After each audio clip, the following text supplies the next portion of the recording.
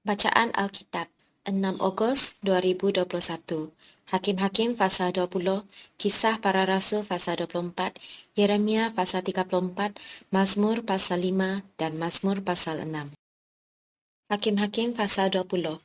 Lalu majulah semua orang Israel dari Dan sampai Beersheba dan juga dari tanah Gilead, berkumpullah umat itu secara serentak menghadap Tuhan di Mizpah. Maka berdirilah para pemuka dari seluruh bangsa itu, dari segala suku orang Israel, memimpin jemaah umat Yahweh yang jumlahnya 400,000 orang berjalan kaki, yang bersenjatakan pedang. Kedengaranlah kepada Bani Benyamin, bahwa orang Israel telah maju ke Mizpah. Berkatalah orang Israel, ceritakan bagaimana kejahatan itu terjadi. Lalu orang Lewi, suami perempuan yang terbunuh itu menjawab, aku sampai dengan gundikku di Gibea, kepunyaan suku Benyamin, untuk bermalam di sana. Lalu warga-warga kota Gibea itu mendatangi aku dan mengepung rumah itu pada malam hari untuk menyerang aku. Mereka bermaksud membunuh aku, tetapi gundikku diperkosa mereka sehingga mati. Maka kuambillah mayat gundikku, kupotong-potong dia dan kukirimkan ke seluruh daerah milik pusaka orang Israel. Sebab orang-orang itu telah berbuat mesum dan berbuat noda di antara orang Israel. Sekarang kamu sekalian orang Israel telah ada di sini. Berikanlah di sini pertimbanganmu dan nasihatmu. Kemudian bangunlah seluruh bangsa itu dengan serentak sambil berkata, seorang pun daripada kita tak akan pergi ke kemahnya. Seorang pun daripada kita tak akan pulang ke rumahnya. Inilah yang akan kita lakukan kepada Gibea, memeranginya dengan membuang undi. Kita akan memilih dari seluruh suku Israel 10 orang dari tiap-tiap 100, 100 orang dari tiap-tiap 1000, 1000 orang dari tiap-tiap 10,000 untuk mengambil bekal bagi laskar ini, supaya sesudah mereka datang, dilakukan kepada Gibea Benyamin setimpal dengan segala perbuatan noda yang telah diperbuat mereka di antara orang Israel. Demikianlah orang Israel berkumpul melawan kota itu. Semuanya bersekutu dengan serentak. Kemudian suku-suku Israel mengirim orang kepada seluruh suku Benyamin dengan pesan, apa macam kejahatan yang terjadi di antara kamu itu? Maka sekarang serahkanlah orang-orang itu, yakni orang-orang Dursila yang di Gibea itu, supaya kami menghukum mati mereka dan dengan demikian menghapuskan yang jahat itu dari antara orang Israel.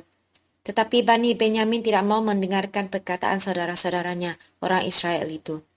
Sebaliknya, Bani Benyamin dari kota-kota lain berkumpul di Gibea untuk maju berperang melawan orang Israel. Pada hari itu, dihitunglah jumlah Bani Benyamin dari kota-kota lain itu, 26,000 orang yang bersenjatakan pedang, belum termasuk penduduk Gibea yang terhitung 700 orang pilihan banyaknya. Dari segala laskar ini ada 700 orang pilihan yang kidal, dan setiap orang dari mereka dapat mengumban dengan tidak pernah meleset sampai sehelai rambut pun. Juga orang-orang Israel dihitung jumlahnya, dengan tidak termasuk suku Benjamin, ada 400,000 orang yang bersenjatakan pedang. Semuanya itu prajurit. Lalu orang Israel berangkat dan maju ke Betel. Di sana mereka bertanya kepada Yahweh, siapakah dari kami yang lebih dahulu maju berperang melawan Bani Benyamin? Jawab Tuhan, suku Yahuda lah lebih dahulu. Lalu orang-orang Israel bangun pagi-pagi dan berkemah mengepung Gibea. Kemudian majulah orang-orang Israel berperang melawan suku Benyamin. Orang-orang Israel mengatur barisan perangnya melawan mereka dekat Gibea. Juga Bani Benyamin maju menjerang dari Gibea dan menggugurkan ke bumi 22,000 orang dari antara orang Israel pada hari itu. Tetapi laskar orang Israel mengumpulkan segenap kekuatannya, lalu mengatur pula barisan perangnya di tempat mereka mengatur barisannya semula. Kemudian pergilah orang-orang Israel, lalu menangis di hadapan Tuhan sampai petang. Sesudah itu mereka bertanya kepada Tuhan, akan pergi pulakah kami berperang melawan Bani Benyamin saudara kami itu? Jawab Tuhan, majulah melawan mereka. Tetapi ketika orang-orang Israel pada hari kedua sampai di dekat Bani Benyamin, maka pada hari kedua itu majulah suku Benyamin dari Gibea menyerbu mereka, dan digugurkannya pula ke bumi 18,000 orang di antara orang-orang Israel, semuanya orang-orang yang bersenjatakan pedang. Kemudian pergilah semua orang Israel, yakni seluruh bangsa itu, lalu sampai di Betel. Di sana mereka tinggal menangis di hadapan Tuhan, berpuasa sampai senja pada hari itu, dan mempersembahkan korban bakaran dan korban keselamatan di hadapan Tuhan. Dan orang-orang Israel bertanya kepada Tuhan. Pada waktu itu ada di sana tabut perjanjian Yahweh, dan Pinahas bin Eleazar bin Harun menjadi imam Yahweh pada ketika itu. Kata mereka, haruskah kami maju sekali lagi untuk berperang melawan Bani Benyamin, saudara kami itu, atau haruskah kami hentikan itu? Jawab Tuhan, majulah, sebab besok aku akan menyerahkan mereka ke dalam tanganmu. Lalu orang Israel menempatkan penghadang-penghadang sekeliling Gibeah. Pada hari ketiga, majulah orang-orang Israel melawan Bani Benyamin dan mengatur barisannya melawan Gibeah seperti yang sudah-sudah. Maka majulah Bani Benyamin menyerbu laskar itu. Mereka terpancing dari kota, dan seperti yang sudah-sudah mereka mulai menyerang laskar itu pada kedua jalan raya, yang satu menuju ke Betel dan yang lain ke Gibeah melalui padang, sehingga terbunuh beberapa orang, kira-kira 30 orang dari antara orang Israel. Maka kata Bani Benyamin, orang-orang itu telah terpukul kalah oleh kita seperti semula, tetapi orang-orang Israel telah bermuafakat lebih dahulu. Marilah kita lari dan memancing mereka dari kota ke jalan-jalan raya. Jadi orang Israel bangun dari tempatnya dan mengatur barisannya di Baal Tamar. Sedang orang Israel yang menghadang itu tiba-tiba keluar dari tempatnya, yakni tempat terbuka dekat Geba. Dan sampai di depan Gibeah sebanyak 10.000 orang pilihan dari seluruh Israel. Pertempuran itu dahsyat, tetapi Bani Benyamin tidak tahu bahawa malapetaka datang menimpa mereka. Tuhan membuat suku Benyamin terpukul kalah oleh orang Israel. Dan pada hari itu orang-orang Israel memusnahkan dari antara suku Benyamin 25.100 orang. Semuanya orang-orang yang bersenjatakan pedang. Bani Benyamin melihat bahwa mereka telah terpukul kalah, sementara orang-orang Israel agak mundur di depan suku Benyamin, sebab mereka mempercayai penghadang-penghadang yang ditempatkan mereka untuk menyerang Gibeah. Maka segeralah penghadang-penghadang itu menyerbu Gibeah. Mereka bergerak maju dan memukul seluruh kota itu dengan mata pedang. Tetapi orang-orang Israel telah bermuafakat dengan penghadang-penghadang itu untuk menaikkan gumpalan asap tebal dari kota itu. Ketika orang-orang Israel mundur dalam pertempuran itu, maka suku Benyamin mulai menyerang orang Israel, sehingga terbunuh kira-kira 30 orang. Kerana pikir mereka, tentulah orang-orang itu terpukul kalah sama sekali oleh kita seperti dalam pertempuran yang dahulu. Tetapi pada waktu itu mulailah gumpalan asap naik dari kota itu seperti tiang asap. Suku Benyamin menoleh ke belakang dan tampaklah kota itu seluruhnya terbakar, apinya naik ke langit. Lagi pula orang-orang Israel maju lagi. Maka gemetarlah orang-orang Benyamin itu, sebab mereka melihat bahawa malapetaka datang menimpa mereka. Jadi larilah mereka dari depan orang-orang Israel itu ke arah padang gurun. Tetapi pertempuran itu tidak dapat dihindari mereka. Lalu orang-orang dari kota-kota menghabisi mereka di tengah-tengahnya. Mereka mengepung suku Benyamin itu, mengejarnya dengan tidak berhenti-hentinya dan melandanya sampai di depan Gibeah di sebelah timur. Dari Bani Benyamin ada tewas 18.000 orang, semuanya orang-orang gagah perkasa. Yang lain berpaling lari ke padang gurun, ke Bukit Batu Rimon. Tetapi di jalan-jalan raya masih diadakan penyabitan susulan di antara mereka, 5.000 orang. Mereka diburu sampai ke Gideon dan dipukul mati 2.000 orang dari mereka. Maka yang tewas dari suku Benyamin pada hari itu seluruhnya berjumlah 25.000 orang yang bersenjatakan pedang, semuanya orang-orang gagah perkasa. Tetapi 600 orang berpaling lari ke padang gurun, ke Bukit Batu Rimon dan tinggal 4 bulan lamanya di Bukit Batu itu. Tetapi orang-orang Israel kembali kepada Bani Benyamin dan memukul mereka dengan mata pedang, baik manusia, baik hewan dan segala sesuatu yang terdapat di sana. Juga segala kota yang terdapat di sana mereka musnahkan dengan api. Kisah Para Rasul pasal 24. 5 hari kemudian datanglah imam besar Ananias bersama-sama dengan beberapa orang tua-tua dan seorang pengacara bernama Tertulus. Mereka menghadap wali negeri dan menyampaikan dakwaan mereka terhadap Paulus. Paulus dipanggil menghadap dan Tertulus mulai mendakwa dia. Katanya, Felix yang mulia, oleh usahamu kami terus-menerus menikmati kesejahteraan dan oleh kebijaksanaanmu banyak sekali perbaikan yang telah terlaksana untuk bangsa kami. Semuanya itu senantiasa dan di mana-mana kami sambut dengan sangat berterima kasih. Akan tetapi supaya jangan terlalu banyak menghabiskan waktumu, aku minta supaya engkau mendengarkan kami sebentar dengan kemurahan hatimu yang terkenal itu. Telah nyata kepada kami bahawa orang ini adalah penyakit sampar. seorang yang menimbulkan kekacauan di antara semua orang Yahudi di seluruh dunia yang beradab, dan bahwa ia adalah seorang tokoh dari sekte orang Nasrani. Malahan ia mencoba melanggar kekudusan bait Yahweh. Oleh kerana itu kami menangkap dia dan hendak menghakiminya menurut hukum Taurat kami. Tetapi kepala pasukan Lisias datang mencegahnya dan merebut dia dengan kekerasan dari tangan kami. Lalu menyuruh para pendakwa datang menghadap engkau. Jika engkau sendiri memeriksa dia, dapatlah engkau mengetahui segala sesuatu yang kami tuduhkan kepadanya. Dan juga orang-orang Yahudi menyokong dakwaan itu dengan mengatakan bahawa perkara itu sungguh demikian. Lalu wali negeri itu memberi isyarat kepada Paulus bahawa ia boleh berbicara. Maka berkatalah Paulus, "Aku tahu bahawa sudah bertahun-tahun lamanya engkau menjadi hakim atas bangsa ini.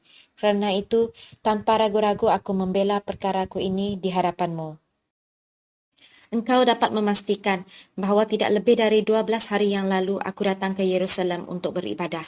Dan tidak pernah orang mendapati aku sedang bertengkar dengan seseorang atau mengadakan huru-hara, baik di dalam bait Yahweh maupun di dalam rumah ibadat atau di tempat lain di kota. Dan mereka tidak dapat membuktikan kepadamu apa yang sekarang dituduhkan mereka kepada diriku.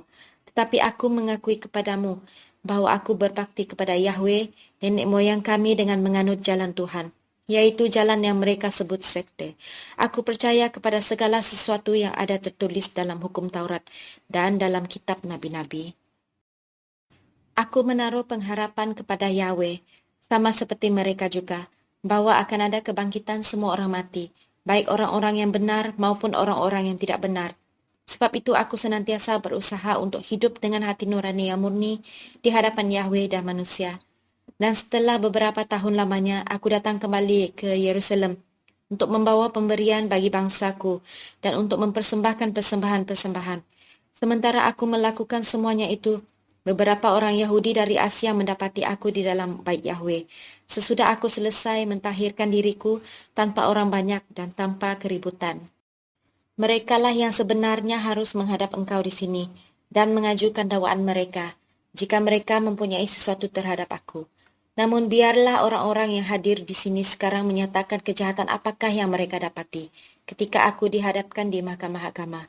Atau mungkinkah kerana satu-satunya perkataan yang aku serukan ketika aku berdiri di tengah-tengah mereka, yakni, kerana hal kebangkitan orang-orang mati, aku hari ini dihadapkan kepada kamu.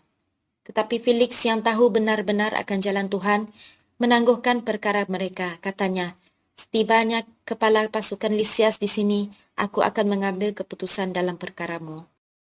Lalu ia menyuruh perwira itu tetap menahan Paulus, tetapi dengan tahanan ringan, dan tidak boleh mencegah sahabat-sahabatnya melayani dia. Dan setelah beberapa hari datanglah Felix bersama-sama dengan istrinya Drusilla, seorang Yahudi.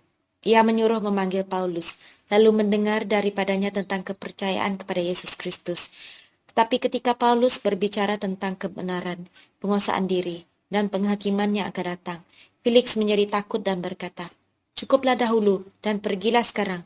Apabila ada kesempatan baik, aku akan menyuruh memanggil engkau."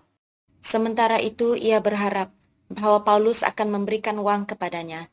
Kerana itu ia sering memanggilnya untuk bercakap-cakap dengan dia. Tetapi sesudah genap 2 tahun, Felix digantikan oleh Porcius Festus, dan untuk mengambil hati orang Yahudi, ia membiarkan Paulus tetap dalam penjara. Yeremia pasal 34. Firman yang datang dari Tuhan kepada Yeremia ketika Nebukadnezar, Raja Babel dan segala tenteranya, segala kerajaan di bumi yang di bawah pemerintahannya, dan segala bangsa berperang melawan Yerusalem dan segala kotanya. Beginilah firman Tuhan Yahweh Israel, pergilah berbicara kepada Zedekia, Raja Yahuda, katakan kepadanya, beginilah firman Tuhan, sesungguhnya aku menyerahkan kota ini ke dalam tangan Raja Babel, supaya dihanguskannya dengan api. Dan engkau sendiri tidak akan luput dari tangannya, melainkan akan pasti tertangkap dan diserahkan ke dalam tangannya. Engkau akan melihat Raja Babel, mata berhadapan mata, dan ia akan berbicara dengan engkau, mulut berhadapan mulut. Kemudian engkau akan pergi ke Babel. Namun demikian, dengarlah firman Tuhan, hai Zedekia Raja Yehuda. Beginilah firman Tuhan mengenai engkau. Engkau tidak akan mati oleh pedang. Engkau akan mati dengan damai.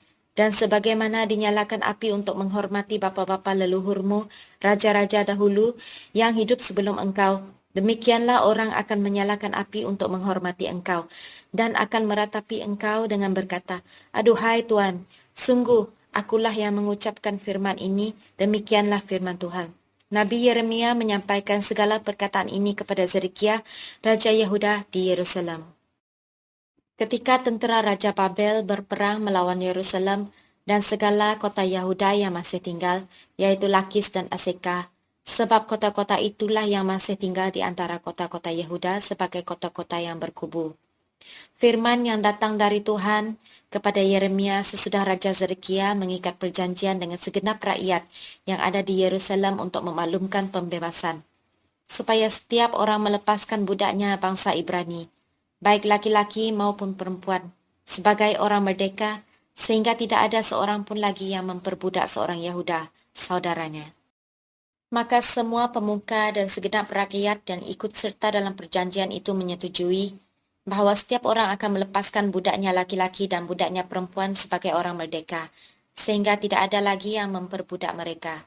Orang-orang itu menyetujuinya, lalu melepaskan mereka. Tetapi sesudah itu mereka berbalik pikiran, lalu mengambil kembali budak-budak laki dan perempuan yang telah mereka lepaskan sebagai orang merdeka itu, dan menundukkan mereka menjadi budak laki-laki dan budak perempuan lagi. Lalu datanglah firman Tuhan kepada Yeremia, bunyinya, "Beginilah firman Tuhan, Yahweh Israel. Aku sendiri telah mengikat perjanjian dengan nenek moyangmu pada waktu aku membawa mereka keluar dari tanah Mesir, dari tempat perbudakan isinya. Pada akhir 7 tahun haruslah kamu masing-masing melepaskan saudaranya bangsa Ibrani yang sudah menjual dirinya kepadamu. Ia akan bekerja padamu 6 tahun lamanya. Kemudian haruslah engkau melepaskan dia sebagai orang merdeka. Tetapi nenek moyangmu tidak mendengarkan aku dan tidak memperhatikan aku. Hari ini kamu telah bertobat dan melakukan apa yang benar di mataku, karena setiap orang memaklumkan pembebasan kepada saudaranya. Dan kamu telah mengikat perjanjian di hadapanku di rumah yang atasnya namaku diserukan. Tetapi kamu telah berbalik pikiran dan telah menajiskan namaku. Kamu masing-masing telah mengambil kembali budaknya laki-laki dan budaknya perempuan, yang telah kamu lepaskan sebagai orang merdeka menurut keinginannya, dan telah menundukkan mereka supaya mereka menjadi budakmu laki-laki dan budakmu perempuan lagi. Sebab itu beginilah firman Tuhan, kamu ini tidak mendengarkan aku, agar setiap orang memaklumkan pembebasan kepada sesamanya dan kepada saudaranya, maka sesungguhnya aku memaklumkan bagimu pembebasan. Demikianlah firman Tuhan, untuk diserahkan kepada pedang, penyakit sampar, dan kelaparan. Aku akan membuat kamu menjadi kengerian bagi segala kerajaan di bumi. Dan aku akan menyerahkan orang-orang yang melanggar perjanjianku dan yang tidak menepati isi perjanjian yang mereka ikat di hadapanku dengan memotong anak lembu jantan menjadi dua untuk berjalan di antara belahan-belahannya.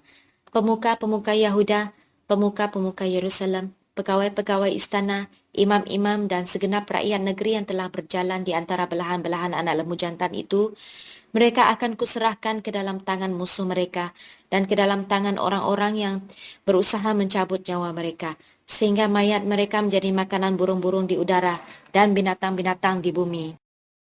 Juga Zedekiah Raja Yehuda beserta para pemukanya akan kuserahkan ke dalam tangan musuh mereka dan ke dalam tangan orang-orang yang berusaha mencabut nyawa mereka dan ke dalam tangan tentera Raja Babel yang sekarang telah berangkat daripada kamu. Sesungguhnya demikianlah firman Tuhan. Aku memberi perintah dan membawa mereka kembali ke kota ini untuk memeranginya, merebutnya, dan menghanguskannya dengan api. Aku akan membuat kota-kota Yahuda menjadi ketandusan tanpa penduduk. Mazmur pasal 5. Berilah telinga kepada perkataanku, ya Tuhan. Indahkanlah keluh kesahku. Perhatikanlah teriakku minta tolong, ya Rajaku dan Yahwehku, sebab kepadamu lah aku berdoa. Tuhan, pada waktu pagi engkau mendengar seruanku. Pada waktu pagi aku mengatur persembahan bagimu, dan aku menunggu-nunggu. Sebab engkau bukanlah Yahweh yang berkenan kepada kefasikan. Orang jahat tak akan menumpang padamu. Pembual tidak akan tahan di depan matamu. Engkau membenci semua orang yang melakukan kejahatan. Engkau membinasakan orang-orang yang berkata bohong. Tuhan jijik melihat penumpah darah dan penipu. Tetapi aku, berkat kasih setiamu yang besar, Aku akan masuk ke dalam rumahmu, sujud menyembah ke arah bait-Mu yang kudus dengan takut akan Engkau. Tuhan, tuntunlah aku ke dalam keadilan-Mu kerana seteruku, ratakanlah jalan-Mu di depanku. Sebab perkataan mereka tidak ada yang jujur, batin mereka penuh kebusukan, kerongkongan mereka seperti kubur tenganga, lidah mereka merayu-rayu. Biarlah mereka menanggung kesalahan mereka, ya Yahweh. Biarlah mereka jatuh kerana rancangannya sendiri. Buanglah mereka kerana banyaknya pelanggaran mereka, sebab mereka memberontak terhadap Engkau. Tetapi semua orang yang berlindung padamu akan bersuka cita. Mereka akan bersorak-sorai selama-lamanya. Kerana Engkau menaungi mereka dan kerana Engkau akan bersukaria orang-orang yang mengasihi namamu. Sebab Engkaulah yang memberkati orang benar, ya Tuhan. Engkau membagari dia dengan anugerah-Mu seperti perisai. Mazmur pasal 6. Ya Tuhan, janganlah menghukum aku dalam murka-Mu, dan janganlah menghajar aku dalam kepanasan amarah-Mu. Kasihanilah aku, Tuhan, sebab aku merana. Sembuhkanlah aku, Tuhan, sebab tulang-tulangku gemetar. Dan jiwaku pun sangat terkejut. Tetapi Engkau, Tuhan, berapa lama lagi? Kembalilah pula Tuhan, luputkanlah jiwaku. Selamatkanlah aku oleh kerana kasih setia-Mu. Sebab di dalam maut tidaklah orang ingat kepadamu. Siapakah yang akan bersyukur kepadamu di dalam dunia orang mati? Lesu aku kerana mengeluh. Setiap malam aku menggenangi tempat tidurku. Dengan air mataku, aku membanjiri ranjangku. Mataku mengidap kerana sakit hati, rabun kerana semua lawanku. Menjauhlah daripadaku kamu sekalian yang melakukan kejahatan, sebab Tuhan telah mendengar tangisku. Tuhan telah mendengar permohonanku. Tuhan menerima doaku. Semua musuhku mendapat malu dan sangat terkejut. Mereka mundur dan mendapat malu dalam sekejap mata.